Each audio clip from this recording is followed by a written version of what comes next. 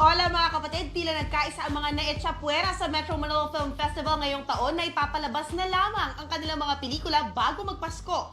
Sa November 30 na mapapanood sa sinihan ang The Super Parental Guardians starring Coco Martin at Vice Ganda. Si Bossing Vic Soto naman, wala pa raw petsa pero siguradong bago magpasko ang showing ng Enteng 10 and The Abangers. Sa December 14 naman mga kapatid, ang Manupo 7 Chinoy ng Regal Films. Nirerespeto naman daw ng veteranang producer na si Mother Lily Monteverde ang desisyon ng MMFF Committee na puro indie films ang ipalabas sa Film Fest sa Pasko. Pero sana raw magbago ito sa susunod na taon.